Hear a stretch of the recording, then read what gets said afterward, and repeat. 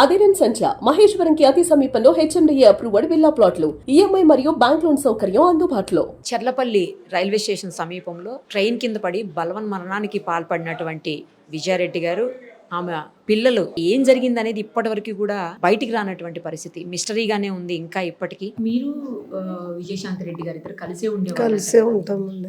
ఎప్పుడన్నా ఏమన్నా చెప్పేవాళ్ళ మీకు? అస్సలు చెప్పేది కదా, ఆమె బాధ ఉన్నా కూడా లోపలనే ఉంటది, మనసులో ఏడుపు గాని మొహం మార్చుకోవడం అలాంటివి ఉండయి. అస్సలు కొండయి ఎవరిని చాటుకు కూడా తిట్టదు. అసలు ఏం లేకుండా ఇట్లా అయిందంటే అసలు ఆమె గురించి ఏం చెప్పడానికి లేదు. అసలు ఆ రోజు ఇప్పుడు మీతో లాస్ట్ మాట్లాడారు 6:30కి వెళ్ళింది. 6:30 శుక్రవారం ఫ్రైడే ఇంట్లో నుంచే ఆఫీస్ జాబ్ చేయాలి. నేను అప్పటికన్నా నేను బయటికి వెళ్ళి వచ్చిన ఆడపిల్లలు ఇల్లు కట్టుకుంటున్నాం మేము.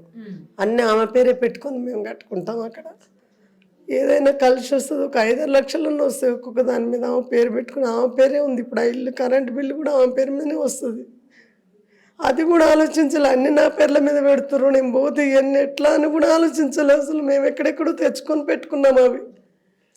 అట్లా కూడా ఆలోచన. నేను ఆడపిల్లి పోయాడ పనుల దగ్గర పని చేయించి వచ్చిన ఆ శుక్రవారం ఆ రోజు జ్వరం వచ్చిందని నేను ఇల్లు ఊడకుండా పోయిన. ఆమెనే ఇల్లు ఊడ్చుకుంది, 5 గంటలకు లేచింది, ఇల్లు ఊడిచింది, స్నానం చేసింది, దీపం పెట్టింది, నాకు టీ పెట్టించింది. ఆమె టీ తాగింది, 15 నిమిషాల్లో రెడీ అయింది. అరే శుక్రవారం నీకు ఆఫీస్ ఉండదు కదా నాన్న అంటే, ఆఫీస్లో మీటింగ్ ఉందని వెళ్ళింది. రెడీ అయింది, డ్రెస్ వేసుకుంది, వెళ్ళిపోయి. అరే నేను చిక్కుడుగా కూర చపాతి చేసిన తినకుండా పోతున్నా, మరి రేపటికి నేనే తినాలంటే నేను ఆఫీస్లో తింటాను పోయింది. అప్పటికి నాకు అరే శుక్రవారం పోయింది మళ్ళీ అని మళ్ళీ 10:30కి మళ్ళీ ఫోన్ చేసిన. తిన్నావా నాన్న, మరి పోయినావా, లాగౌట్ అయింది, అందరు జాయిన్ అయిన రా అని అడగడానికి చేస్తే నేను పిల్లలు తీసుకొని పోతున్న పార్టీ ఉంది అన్నది. అరే నేను లేని పార్టీ ఏందమ్మా, నన్ను తీసుకుపోదు కదా అంటే, వద్దు మేము ముగ్గురమే పోతున్నాం అన్నది. అదే లాస్ట్ కాల్ మాట్లాడింది. తర్వాత గంటకు నేను చేసిన, ఎందుకంటే ఆడపిల్లని తీసుకుపోయింది ఆఫీస్లో ఎక్కడ పడుకోబెడుతుంది అనే ఆలోచనతో గంటకు చేసి ఇక ఫోన్ ఎత్తలేదు. 4 గంటల దాకా చేసిన. రాత్రి తెల్లవారుజామున 5:30కు వస్తుంది ఆమె. క్యాబ్లో ఒక సెక్యూరిటీ గార్డు ఉంటాడు, ఒక డ్రైవర్ ఉంటాడు, చాలా సేఫ్టీగా పోతుంది, సేఫ్టీగా వస్తుంది. అసలు ఆమె దిగినాక కూడా పైకి వచ్చినాక కూడా కారు ఉంటుంది. అసలు సెక్యూరిటీ గార్డు చూసుకొని పైన నన్ను చూసినాకనే పోతాడు వాడు.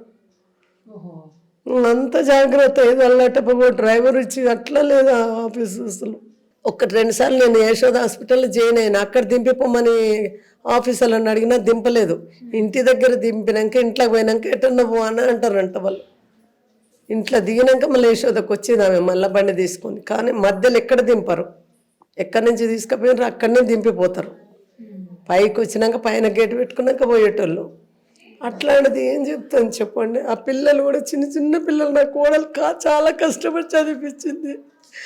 ఎందుకంటే మా దగ్గర ఉంటే వినడు, వాళ్ళ డాడీ ఉంటాడు, వాళ్ళ మమ్మీ ఆఫీస్కి వెళ్తుంది, నేను డే అంతా పడుకోవాలి. ఆమె బాగా చదువు చెప్తుంది, B.Pharmacy చదివింది మా కోడలు. ఆమె అయితేనే మళ్ళీ మామ అయితేనే భయం ఉంటుందని ఇద్దరు 10th దాకా అక్కడే ఉండరు. ఆమె పోయి 2 సంవత్సరాలన్నర అవుతుంది, ఈయన పోయి 7-8 నెలలు అవుతుంది ఆమె దగ్గర నుంచి. చిన్న పిల్లల కాంచి మా దగ్గరనే పెంచుకొని మేమే అన్ని చేస్తే ఈరోజు ఇట్లా చేసిపోతే ఏం చేస్తాను నేను. కష్టం తెలిసిన వాళ్ళకే తెలుస్తుంది, అందరికీ తెలియదు కదా.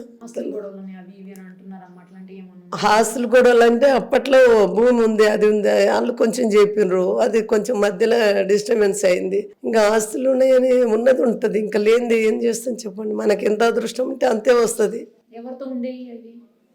వాళ్ళ అత్తమ్మ భూములే, ఇంకా ఎవరిలా వీళ్ళ ఈ ఊర్లో ఇటువే, అంతేగాని ఏం లేదు. నేను చాలా కష్టపడి 4 years చదివిపించినాకనే జాబ్ చేసుకుంటాను. బీటెక్ మొత్తం నా దగ్గరే చదువుకుంది. చిన్నపిల్ల చనిపోయిన ఆమె 6 నెలలు ఉన్నప్పుడు వచ్చింది నా దగ్గరికి. అప్పటి నుంచి 2 పిల్లలు నా దగ్గరనే, అన్ని కాలేజీలు అన్నీ ఆమె నా దగ్గరనే. ఇంటర్వ్యూలకు ఆమెతోటి ఇంటర్వ్యూకి కూడా పోయినా నేను. పొద్దున 6 గంటలకు పోతే రాత్రి 12 దాకా కూర్చొని పిచ్చుకొక్కలాగా బయట. ఇంటర్వ్యూ మొత్తం అయిపోయేసరికి 12 గంటలకు వచ్చేటోళ్ళం బండి మీద, హైటెక్ సిటీ నుంచి ఇంటికి. నేను క్యాన్సర్ పేషెంట్, నాకు ట్రీట్మెంట్ వద్దంటే డాడీ కూడా లేడు, నీ డబ్బులు నువ్వే పెట్టుకో, నీకున్నాయి కదా డబ్బులు అని ట్రీట్మెంట్ చేయించారు. నేను వద్దన్నా. ఇద్దరు చాలా కష్టపడ్డారు మా పిల్లలు. ఏం చేస్తామండి, ఈ రోజుకి ఇట్లా అయిపోయింది. అంతే, కనీసం ఒక్కరినన్ను వదిలిపెట్టిపోయినా కూడా నేను చక్కగా చాలా అందగాడండి మా మనమడు. అయితే మా అబ్బాయి ఎత్తు పెరిగిండి ఈ మధ్యలో. అయితే కోడలు బాగా చూసుకుంటుందండి పిల్లల్ని. నా పిల్లగాడు వాళ్ళ పిల్లలు అస్సలు చూసుకోదు. ఏమన్నా ఉంటే దాచిపెట్టి విశాల్ రెడ్డి వస్తాడు, విశాల్ రెడ్డి ఏందో మనకి పెట్టాడు, అది పెద్దోడైంది వీని పెట్టరాదంటే లేదు విశాల్ రెడ్డి ముఖ్యం నాకు. అట్లా చూసుకుంటుంది పిల్లలది. నా పిల్లలని స్వార్థం లేదు. ఆమె మా అమ్మాయి కానీ 3 పిల్లలు అనేది, మా కోడలు కానీ మా కొడుకు కానీ నాకు 3 పిల్లలు అనేవాళ్ళు. ఒక్కరిని ఒంటరి వాళ్ళని చేసిపోయింది. ఏ రోజు ఇట్లా చేస్తుందని అనుకోలేదు నేను. ఏ ఊరికి పోయినా ఆమెనే అడుగుతారు, శాంతి రాలేదు. అసలు మమ్మల్ని ఎవరు పట్టించుకోకుండా చేసిపోయింది మమ్మల్ని. అస్సలు చెప్పదు. ఎవరి మీద కోపం ఉన్నా కూడా వాళ్ళని సాటుకు కూడా తిట్టదు. కొంచెం మనం సాటుకు అనుకుంటాం కదా, అబ్బా వాళ్ళు ఇట్లా నేను అన్నా కూడా పట్టించుకోదు. పోనీ అమ్మ వాళ్ళ పాపన వాళ్ళే అంటది. ఎవరినైనా సాటుకు కూడా తిట్టదు. వాళ్ళ అసలు అత్తమ్మ ముందట ఈ రోజు వరకు కుర్చీ మీద కూర్చుంది ఆమె. మా ఇంటికి వచ్చిన వాళ్ళ ఇంటికి వచ్చిన కిందనే కూర్చున్నాను. నేను దసరా రోజు అందరికి వంట చేసుకొచ్చి అందరం ఇక్కడే కూర్చొని తిన్నాం. అసలుకి ఏం మనసులో ఏం బాధ పెట్టుకోము. ఆమెకు భూమి పిచ్చి 5 ఎకరాలు 10 ఎకరాలు రెడ్డోనికి పిల్లని ఇవ్వాలంటే 10 ఎకరాలు ఉండాలంటది. మగపోరానికి భూమి ఉంటేనే మీ పిల్లని ఇస్తారు, లేకపోతే నీ ముఖానికి ఏముందరా అంటారు. మనకి ఏం ఎకరాలు లేదురా నాన్న, చదువుకో అని చెప్పి మనకున్నది 1 ఎకరమే అని చెప్తున్నారే. 1 ఎకరం ఏదో ఉంది అంటే నీకేం తెలుసు, నీ మనం అనుకుంది కాబట్టి నీకు తెలుస్తలేదు అట్లా అనేది ఆమె. ఏ రోజు అసలు ఏడవదు ఆమె. అసలు ఏడుస్తానన్నా కొంచెం బాధ పోద్ది, ముఖం మార్చుకోదు, ఏడవదు, హ్యాపీగా ఉంటుంది. లోపల ఏం చేసుకుంటుందో తెలియదు. మనసులో కొంచెం బాధ ఉంటే ఏడిస్తే కొంచెం ఫ్రీ అవుతుంది ఆమెకు. అట్లా బాధ కూడా పెట్టుకోదు, బయటకు అసలు తెలియదు. ఫ్లవర్లా వెలుగుతుంటుంది ముఖం ఎప్పుడు చూసినా కూడా. ఎనీ టైం ఎంత సంతోషంగా ఉంటుంది.